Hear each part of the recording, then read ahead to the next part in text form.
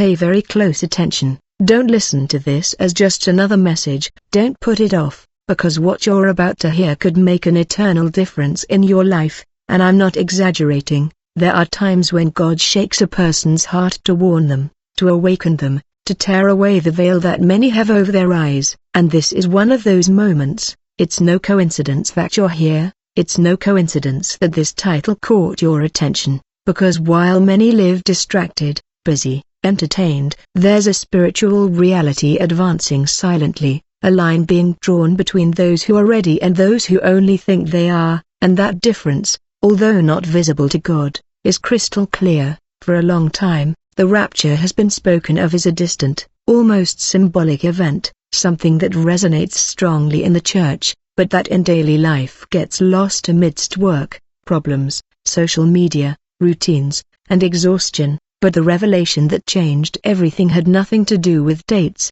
theories, or calculations. It had to do with hearts, with attitudes, with a type of believer who fills churches but is spiritually asleep inside, trusting in appearances, relying on customs, but disconnected from a true relationship with God. The most shocking thing wasn't seeing evil in the world, that's already known. What was truly unsettling was understanding that there are people who pray, who say they believe, who even talk about God, but live as if He weren't watching them, as if repentance were optional, as if obedience were a minor detail, as if holiness were only for the more spiritually inclined. And this way of living is creating a false sense of security, a dangerous illusion, a peace that doesn't come from God but from self-deception, and that's what puts far more people at risk than they realize. This isn't about pointing fingers, it's about looking inward, because the problem isn't saying, "Lord, Lord."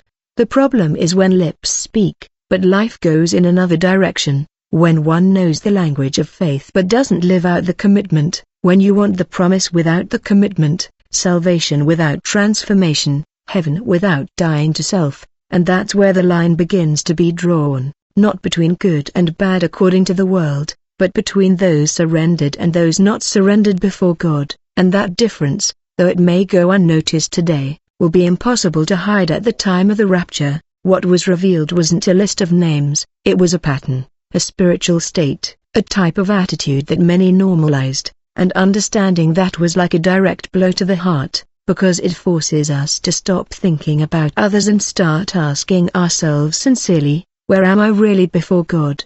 The most dangerous problem of our time isn't the world's self-serving wickedness, it's not what we see in the news, nor the violence, nor the corruption, nor the darkness that everyone already recognizes. The most serious problem is within the visible church, within people who sincerely believe they are right with God, but whose spiritual life has been fading so slowly that they don't even they noticed the moment they stopped walking in obedience and began walking out of habit, and that silent slip is more dangerous than open rebellion, because the one who is in rebellion knows they are far away, but the one who lives in self-deception believes they are close. This generation learned to coexist with the spiritual without surrendering to it. They learned the language of faith, the right phrases, the expressions that sound profound, but at the same time, they lost the fear of God, normalizing small acts of disobedience, small concessions, small areas left unsold, and since nothing serious seems to happen, the heart begins to harden without them realizing it, the conscience ceases to be troubled, the spirit is no longer heard with the same sensitivity, and the relationship with God goes from being a living surrender to a comfortable routine. Herein lies the error. They confused presence with approval, activity with communion, emotion with transformation. Many people feel things, are moved, even cry sometimes, but then they return to the exact same lifestyle, the same attitudes, the same priorities where God occupies a space, but not the throne where He is included, yet not fully obeyed, and that difference, which seems small in human eyes, is a clear line before God between someone who is preparing themselves and someone who is merely reassuring themselves. The most delicate thing is that this state doesn't feel like danger, it feels like normality. The person continues attending church, continues listening to messages, continues saying they believe, but no longer fights against what once pained them. They no longer seek God with genuine hunger, There is no longer that inner urgency to please Him in everything, and when the Christian life loses that holy tension, that vigilance of the heart, a spiritual slumber begins, a silent, progressive, and extremely deceptive one, because outwardly everything seems the same, but inwardly something vital has been extinguished. And when this was revealed, something truly shocking was understood. Many wouldn't be left out by openly rejecting God, but by having grown accustomed to a faith without total surrender, a relationship without profound commitment, a life where God is present but doesn't completely rule. And that is this generation's greatest mistake, believing that being close to the sacred is the same as belonging completely to God. Something that profoundly impacted us was understanding that what God showed us had nothing to do with calendars, numbers, or trying to decipher the day or the hour, because heaven's focus wasn't on when the rapture will occur, but on the state of our hearts right now. While many debate external signs, God is looking at an internal sign invisible to men, yet perfectly clear before Him, the true state of the soul. For years, much has been said about world events, wars, crises, diseases, and social changes, and yes, all of that is part of the scene. But the revelation didn't focus on the stage, it focused on the actors, on the people who claim to follow God, but whose inner lives don't reflect that commitment, and that completely changes the perspective, because it's no longer about looking at the world to see if it's near, it's about looking at the heart to see if it's ready. God didn't point to news headlines, He pointed to attitudes. He didn't show maps, He showed motivations. He didn't reveal dates, He revealed priorities. And that's what broke hearts, because it's easier to analyze prophecies than to examine the soul. It's easier to talk about external signs than to confront the internal ones, those that show whether there is still a passion to please God, whether the struggle against sin still exists, whether it still hurts to fail Him, or whether one has gradually learned to live with things that once produced regret. Revelation made it clear that many have shifted their focus. They prepare themselves intellectually to understand the end, but not spiritually to encounter God. They know theories, they are familiar with interpretations, they can explain passages, but their prayer life is weak. Their obedience is partial, their surrender has limits, and this disconnect between knowledge and transformation is one of the most dangerous cracks, because it gives the illusion of progress when in reality the heart is growing cold. What heaven is observing is not how much one knows, but how much one has surrendered one's life, not how many messages were heard, but how many decisions were made to change, not how many times God was spoken of, but how much real space was given to Him to govern thoughts, desires, relationships, and priorities. And that's where revelation becomes uncomfortable, because it shifts the focus from events to the conscience, and when that happens, you can no longer go on as before without feeling the weight of the truth, because if the rapture were to happen today, the question wouldn't be whether you understood the signs, but whether your heart was truly surrendered to God. What was most unsettling wasn't seeing people estranged from God being left out. That seems logical to many. What shook the soul was understanding the type of believer who is at risk and whom almost no one suspects. People who don't appear rebellious, who don't live in visible scandals, who haven't denied God with their words, but whose lives have become so self-centered that Jesus has ceased to be the true focus of their decisions. And that's much more common than we're willing to admit. They are people who love God in theory, but love themselves more in practice, who pray when they need something, but don't live in constant dependence, who hear the word, but filter what they apply. They say, "Lord, guide me," but they only follow that guidance when it doesn't interfere with their plans, their desires, or their comfort, and that conditional obedience is a silent sign that the throne of their heart isn't fully occupied by God. This believer doesn't feel wrong because they compare themselves to others and always find someone worse, someone colder, someone more distant, and that false comparison gives them peace of mind. But before God, the measure isn't another human being, it's the surrender He has asked for. And when the reference point changes, the sense of security begins to crumble because it becomes clear that they have lived a selective faith where the promises are accepted, but the demands are negotiated. This is also the believer who has lost spiritual urgency.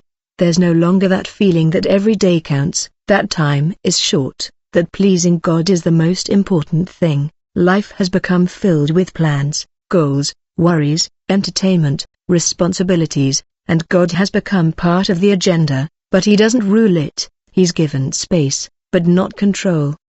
Absolute priority, and this shift is so subtle that almost no one notices it until the heart has grown accustomed to living this way. The most delicate aspect is that this state doesn't produce alarm, it produces stability, a feeling that everything is under control. But this calm doesn't always come from the peace of God. Sometimes it comes from a conscience that has become insensitive, from an inner voice that no longer warns with the same force, from a spirit that has been heard so many times without obedience that the person barely perceives its call anymore. And this doesn't happen overnight. It's a slow, silent, progressive process that doesn't change much on the outside, but inwardly transforms the spiritual life into something superficial. And when this was revealed, it became clear that danger isn't always where there is noise. Sometimes it's where there is apparent normality, where everything seems in order, but Jesus is no longer the absolute Lord of every area, and that difference, though many don't see it, is decisive before God. There is something that appears spiritual on the outside, but that inwardly may be completely empty, and it's religiosity not just as an external practice, but as a way of life where habits related to God are maintained, but the heart is no longer truly surrendered. It's a structure without fire, an appearance without commitment, a faith that preserves forms but has lost its depth. And the most dangerous thing is that this condition doesn't cause discomfort. On the contrary, it gives a sense of stability. Religiosity allows a person to continue talking about God without fully obeying Him, to continue attending services, participating, and listening, but without any real changes in the areas God has pointed out many times. They learn to live with messages that once challenged them. They hear the truth without allowing it to penetrate their hearts, and little by little, they develop a silent resistance, an ability to hear without responding, to know without applying, to feel without transforming. This is one of the most subtle deceptions because the person doesn't feel they have abandoned God. They have simply stopped surrendering at a deep level. They have stopped saying, "Thy will be done, even if it's difficult for me." And so she began to live a faith where God accompanies her life, but doesn't completely direct it, where she seeks comfort, but not correction, where she desires promises, but avoids sacrifice, and so the relationship becomes comfortable, predictable. Without that surrender that changes decisions, priorities, and paths. Religiosity also causes her to lose the wonder at God's presence. The sacred becomes commonplace, spiritual words no longer stir her soul. Prayer becomes repetitive, automatic, without depth, and although outwardly everything continues to function, inwardly the fire has dwindled to weak embers. And when the fire goes out, spiritual sensitivity goes out with it. She no longer perceives clearly when something saddens God. There is no longer that constant inner struggle to please Him in everything. The most delicate thing is that this state can last for years, and meanwhile, the person convinces themselves they are standing firm because they don't see any glaring failures. But before God, it's not only the major, visible errors that count, so does the lack of commitment, partial obedience, and indifference toward areas He has asked them to change. And this silent accumulation is what creates a real distance, even if the person remains close to the spiritual world. When this was understood, it became clear that not everyone involved in religion is walking in a living relationship with God, and that religiosity can give the illusion of closeness while the heart has grown cold, and this self-deception is one of the greatest risks in the face of the rapture, because it lulls one to complacency where there should be vigilance and to a state of numbness where there should be profound surrender. There is a spiritual state that seems like peace, but it isn't. It seems like security, but it doesn't come from God. It seems like stability, but it is actually a state of lethargy, and this state is when a person begins to feel comfortable with a life that is no longer fully aligned with God's will, when conscience no longer bothers you as it once did, when what once produced regret now only generates a slight discomfort that is easily ignored. This internal change is a sign that something has hardened within. At first, when someone fails, they feel a weight, they feel sadness, they feel an urgency to return to God. But if these inner warnings are repeatedly ignored, the heart begins to adapt, it gets used to it, it learns to live with small acts of disobedience, with attitudes that displease God, with thoughts that were previously rejected, and since there is no immediate, visible consequence, the person interprets the silence as approval,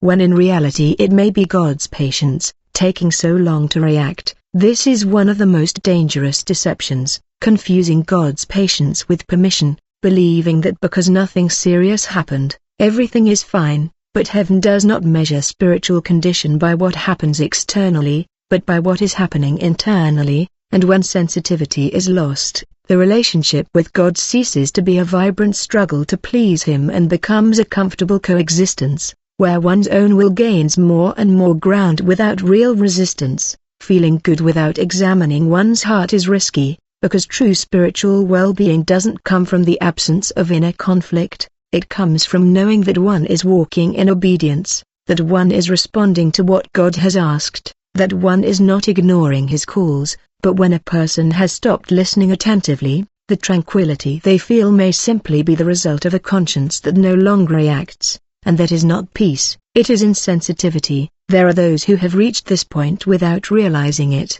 They carry on, make plans, take care of their lives, talk about God, but there are no longer profound moments of surrender, no longer difficult decisions made out of obedience, no longer that yes to God when it's hard, and little by little a superficial faith forms that works while everything is under control, but that has not been strengthened by daily obedience and self-denial, and that faith, when the decisive moment arrives, may lack the necessary foundation. When this became clear, it showed that not everyone who feels at peace is truly prepared, because true preparation isn't always comfortable. It often involves confrontation, change, sacrifice, and constant adjustments, and when that dynamic disappears, it's a sign that something vital has stalled. Even if everything seems stable on the outside, there is a quiet point where the Christian life continues, but Jesus ceases to be the true center of everything. He is not denied, rejected, or spoken ill of.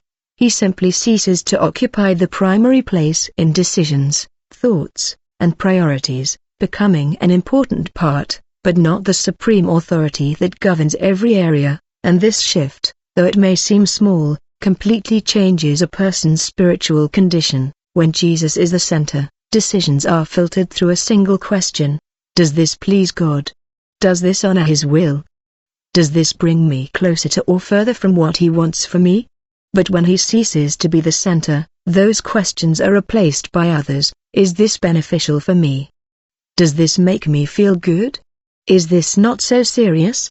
And without noticing, the self begins to occupy the throne that once belonged to God, not rebelliously, but progressively, almost imperceptibly. This change doesn't happen overnight. It happens when obedience begins to be negotiated, when one obeys in the easy things but postpones the difficult ones, when one hears God's direction but decides to wait for the right moment, when one knows what needs to be done but delays it out of comfort, fear, or attachment to certain things, and each delay weakens surrender, each excuse strengthens self-will, until Jesus no longer fully directs one's life. Even though the person continues to say that he is their Lord, the most delicate aspect is that this condition doesn't always produce constant guilt, because the mind learns to justify itself, to explain why it's not yet the time to change certain areas, to compare itself to others who seem less committed, and thus a false peace is built, a feeling that everything is fine, when in reality a distance has been established between what God has asked and what is being experienced. And that distance is what marks the difference between someone surrendered and someone merely convinced. Jesus didn't come to occupy a space, He came to rule. He didn't come to be part of a list of priorities, He came to be the priority that orders everything else. And when that order is disrupted, even if outwardly the person remains in spiritual circles, inwardly I know you're creating a cooling of faith, because where He doesn't reign, the flesh begins to gain ground. Selfish desires strengthen, and God's voice becomes easier to ignore. When this was understood, it became clear that one of the greatest risks is not ceasing to believe in Jesus, but continuing to believe in Him while taking away His true control over one's life, because that faith without lordship creates a dangerous illusion of security, but it doesn't form the kind of relationship that prepares the heart to meet God in a decisive moment. There is a capacity of the human heart that is more dangerous than open opposition, and that is self-deception, that ability to convince oneself that everything is fine when it isn't, to construct internal arguments to avoid facing what God has been pointing out for some time now, to soften the truth so it doesn't hurt so much, and when this mechanism takes hold in one's spiritual life, it creates an almost invisible barrier between the person and the reality of their condition before God. Spiritual self-deception is not seen as rebellion, it's seen as normal. The person moves on, continues with their life, maintains spiritual practices. They talk about faith, but deliberately avoid looking at those areas where they know they haven't fully obeyed. They shift their focus, get distracted, keep busy, fill their schedule, and meanwhile, the inner voice that once insisted grows weaker, not because God has stopped speaking, but because they've learned not to listen. One of the clearest signs of this state is when someone no longer asks profound questions, no longer examines themselves honestly, no longer says to God, "Show me what I haven't yet surrendered to you," because deep down they fear what they might discover. Then they settle for a superficial faith that doesn't confront, that doesn't demand uncomfortable changes, that doesn't touch on sensitive areas, and thus maintains a relationship with God that is real in words, but limited in commitment. Self-deception also feeds on comparisons, looking to others to feel better, measuring the spiritual life according to human standards and not according to God's will, and that produces a false sense of security, because there will always be someone less committed, someone colder, someone more distant, but that comparison was never the measure of heaven. The measure has always been a personal response to what God has asked of each heart, and when that is avoided, one begins to live in a dangerous illusion. The most striking thing is that this state can last a long time without the person noticing it, because there is no visible fall to awaken them, no immediate shock to shake them, only a slow, progressive, almost imperceptible distancing, where the relationship with God becomes less profound, less dependent, less surrendered. And although externally everything seems stable, internally a distance has formed that at a decisive moment can become irreversibly evident. When this was shown, it was understood that the greatest risk is not ignoring God completely, but believing that one is following Him while living by avoiding what He has asked to change, and that self-deception is one of the hardest veils to tear away, because it only falls when someone decides to face the truth with humility and say, "Even if it hurts, Lord, show me where I really am." There are signs that don't appear in the body, nor in circumstances, nor externally, but in the deepest part of the inner self,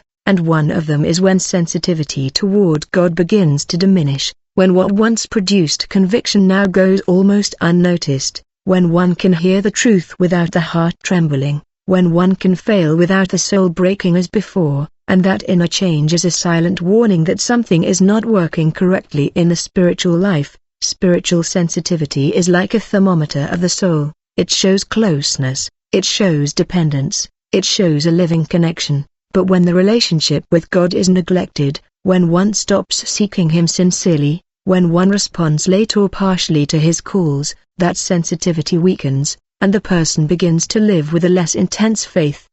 Less vigilant, less aware of the constant presence of God, and this decline is so gradual that it often goes unnoticed until it has progressed too far. One of the clearest signs is the loss of the will to fight. Before, there was an inner battle against attitudes, thoughts, and habits that displeased God. There was discomfort, there was resistance, but when the heart grows cold, that struggle diminishes. The person stops fighting certain things, tolerates them, justifies them, postpones them, and this surrender to the flesh is not always dramatic. Sometimes it is silent, everyday, disguised as weariness, as "that's just how I am," as God understands, and little by little, a new standard of living is established that falls short of what God has asked. The deep desire to seek God for who He is also lost. Prayer becomes more functional than relational. People pray for needs, for problems, for protection, but there are no longer those moments when the soul simply wants to be with him, to listen to him, to surrender, to give thanks, to worship without haste, and this absence of spiritual hunger is a clear sign that something has grown cold, because when there is it's a living relationship, there's desire, there's searching, there's constant dependence. The most delicate thing is that many people interpret this dryness as a normal stage, without asking themselves if there's something God has been pointing out that hasn't been heeded, because when God's voice is repeatedly ignored, the heart gets used to the silence. It's not because God has left, but because the person stopped approaching with the same devotion, and that inner distance is what, at a decisive moment, can make all the difference.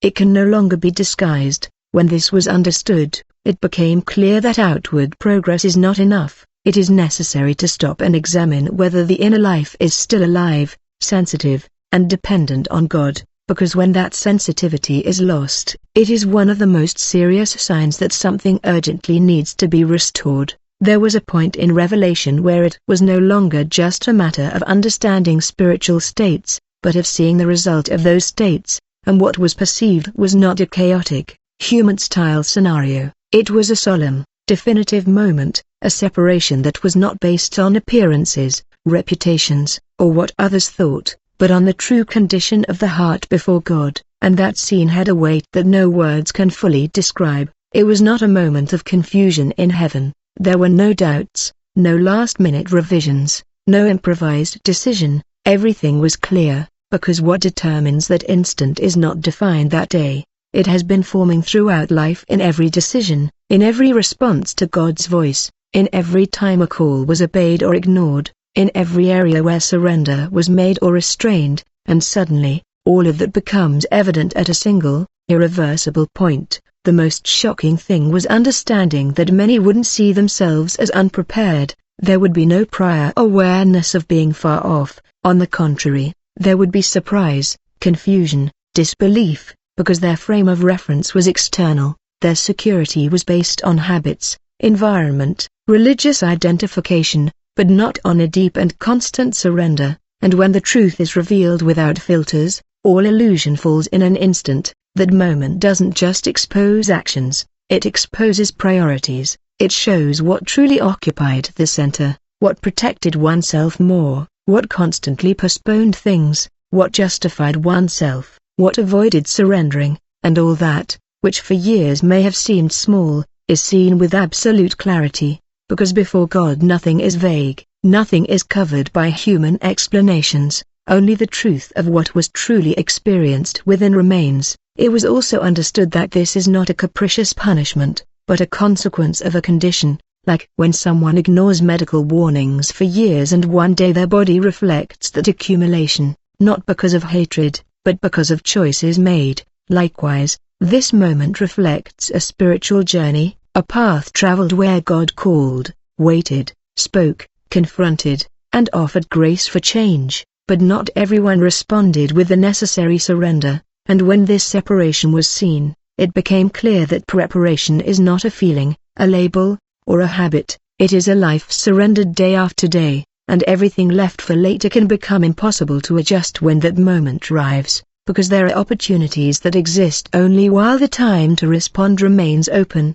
The revelation didn't show faces, didn't point to names, didn't expose identities, it showed conditions, it showed states of the heart that, although they may seem normal from the outside, before God reflect a life that never fully surrendered, and understanding this was like seeing layers peeling away one after another, revealing not necessarily scandalous sins, but internal stances that had become permanent. One of those layers was that of those who always postponed their total surrender, people who knew that God was asking for changes, decisions, breaks with certain things, but they always found a reason to wait until later. When they were ready, when this stage was over, and the problem wasn't falling, but never fully getting up, never deciding to obey unconditionally, and that constant postponement became a lifestyle where God was always left for later. Another layer showed those who built a faith adapted to their comfort. They accepted what didn't cost them too much, but avoided what involved real renunciation,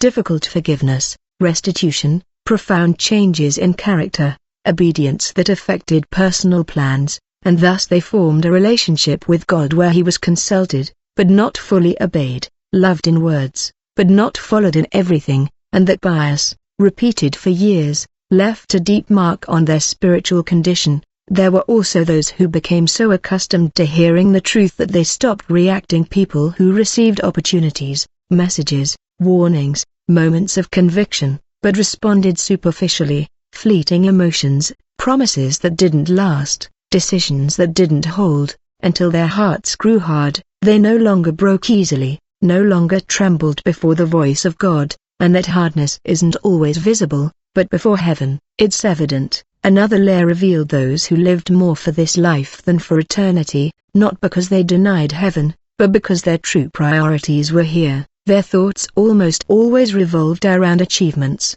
stability, plans, comfort, and recognition, and God occupied a space, but he wasn't the compass that guided everything, not the constant reference point for decision-making, and that inclination of the heart toward the temporal weakened their spiritual preparation without them clearly noticing. What united them all wasn't an external label, it was a lack of complete surrender, a life where God was present but didn't reign without limits, and that difference, which many minimized for years, at that moment appeared as a clear, definitive line, impossible to cross at the last minute. After seeing those layers, after understanding those conditions, what followed wasn't noise, wasn't a loud voice, wasn't a lengthy explanation. It was silence, but not an empty silence. It was a silence full of truth, a moment where there were no more arguments, where comparisons were useless, where excuses lost their power, because when the spiritual reality was laid bare, human words no longer had the power to alter the nature of that silence. It possessed something that pierced the soul, forcing each person to look within themselves without distractions, without external references, without relying on what others had done or failed to do. It was a direct encounter with the truth of one's own life, with the decisions made, with the times God called and was answered, and with the times what he asked was postponed, ignored, or softened. And all this was present without needing to be spoken aloud. In that silence, something profound was understood. God had not failed to speak, had not been unjust, had not hidden his will.